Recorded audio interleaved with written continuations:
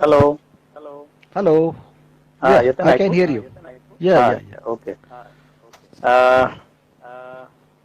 नमस्कार सर जी. नमस्कार. बहुत अच्छा लग रहा है. जी अ, मुझे भी बहुत अच्छा लग रहा है. हाँ.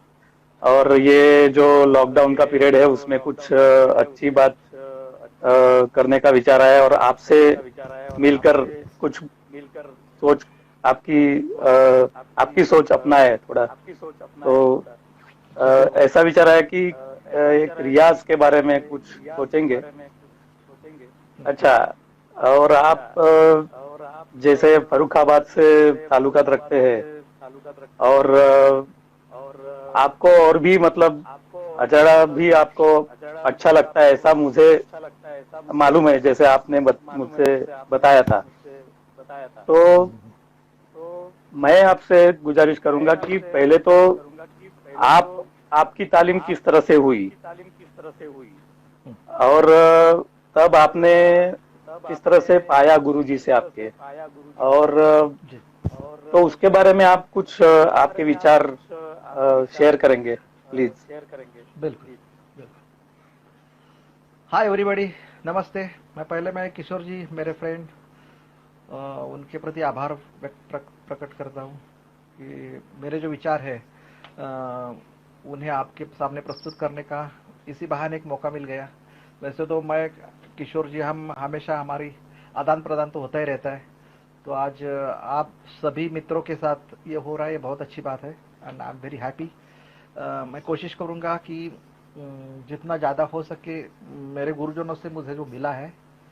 Now today we are discussing only about the तालीम ऑन रियाज आई थिंक.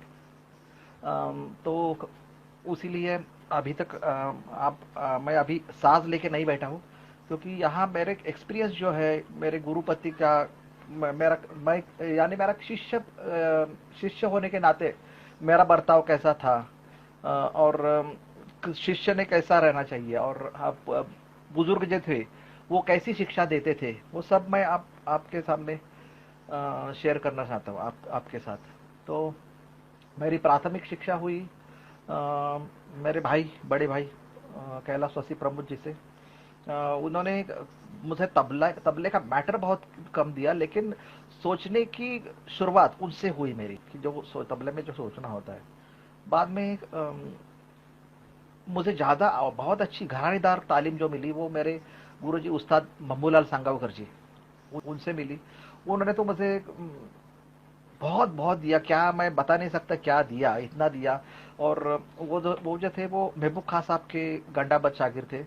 और उन्होंने कभी कभी थिरकवा खां साहब से आमिर हुसैन खां साहब से भी कुछ चीज़ें हासिल की थी. तो मुझे डायरेक्ट फरुखाबाद तो मिला ही बहुत. और उनके पास अब मैं ये कैसे ये नहीं बता सकता हूँ लेकिन पंजाब घराने का भी उनके पास बहुत मैटर था. मैं कई चीज़ें आपको पढ़ के सुनाऊंगा. तो उन्होंने स्पेशली जो एक मुझे ऐसा लगता है कि गुरु से तो विद्या तो मिलती है शागिर्द को लेकिन ऐसा ऐसे मुझे लगता है कि शिष्य का जो आत्मविश्वास जो बिल्टअप होता है वो सब गुरु की देन होती है मेरे ख्याल से. तो वो मुझे उन्होंने मुझ में बरकरार रखा और शायद मेरा ज़्यादा बढ़ाया उन्होंने. और उनको उनके पास मेरे हर एक सवाल का जवाब था.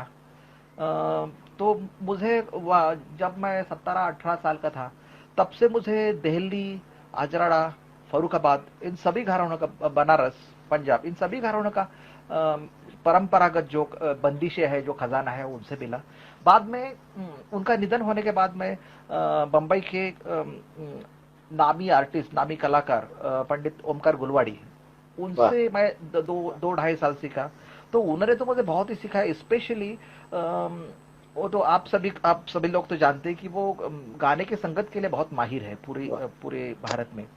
तो वो तो उनकी स्पेशलिटी है. और वो सोलो सोलो का भी उनका बहुत ये है स्पेशली. अगर हम विषम ताल बजाते समय कैसे सोच होनी चाहिए हमारी, या if I want to convert any composition in other taal तो वो सोच कैसी होनी चाहिए कि तीन ताल में ये कायदा अगर ऐसा है वो रुद्र में कैसा होगा, ये मत्त में कैसा होना चाहिए वगैरह. इसका ज्ञान मुझे दिया उन्होंने.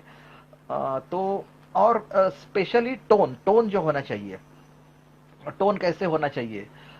जब अब समझो तबला काली एक है या सफेद एक है, तो बाया ऐसे कैसे होना चाहिए उसके साथ, वो उसका अंदाज दिया मुझे वो। और वो कैसे सीखना है, वो महसूस कैसे करना है सुर को। स्पेशली हम सितार सरोद के साथ बजाते हैं, तो झाला बजाते समय उनकी जो ऊपर की तार जैसे चिकारी की वगैरह से बोलते हैं वो, तो उसके साथ हमारा तबला बराबर ट्यून होने कैसे चाहिए, वो ऐसे बहुत सी चीजें उन्होंने मुझे सिखाई। तो उसके बाद उन्होंने ही मुझे कहा कि मैं तो तुम्हें सिखाता हूँ। आप देखिए एक गुरु का मन कितना बड़ा होता है। मैं तो तुम्हें सिखाऊंगा ही, लेकिन पंडित अरविंद मुलगांवकर जी के पास जाओ, वो तो सागर है। तो वो मुझे वहां लेके गए, वो खुद लेके गए मुझे। वाह। तो वो बहुत ओमकार जी का तो बहुत उपकार है मुझ पे। और मुलगांवकर साहब कहते थे कि आबिर हुसैन खान साहब एक ऐसे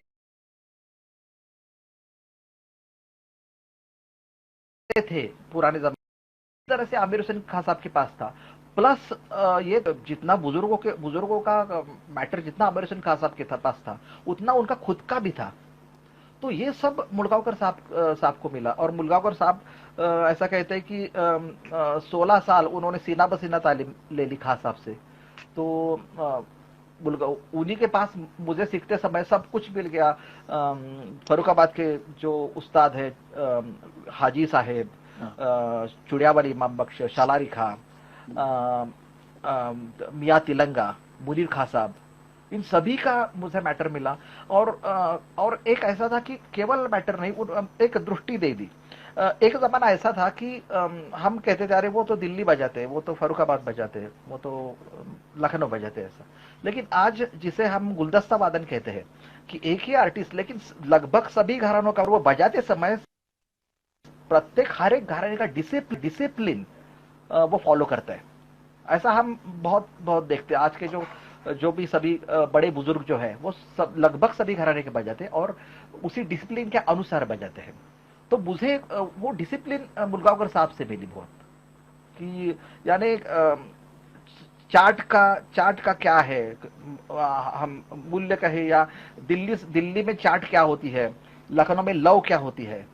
और समझो तीरा किट तो ये है, आप सभी लोग जानते हैं कि तीरा किट पेशकार से लग्गी तक और सब कुछ घराने में तिरकेट तो है ही है। लगभग हम ऐसा कहेंगे तिरकेट तबले का ही जो है मेन बोल। तो लेकिन वो बजेगा, वो पेशकार में क्या होना चाहिए, कायदे में क्या होना चाहिए, रेले में क्या होना चाहिए। तो उसे हम कह सकते कि उन्होंने मुझे ये सिखाया कि कैरेक्टर ऑफ द सिलेबल, अक्षर का दर्जा क्या होना चाहिए। उसके बारे में मुझे पंडित सुधीर माइंडकर जी ने भी बहुत कहा कि तिरकेट तो बचता है ठीक है, लेकिन ये तिरकेट कहाँ बजेगा, परिष्कार में है या कायदे में है या रेले में है। तो इन गुरुजनों से मुझे बहुत कुछ सीखने को मिला। और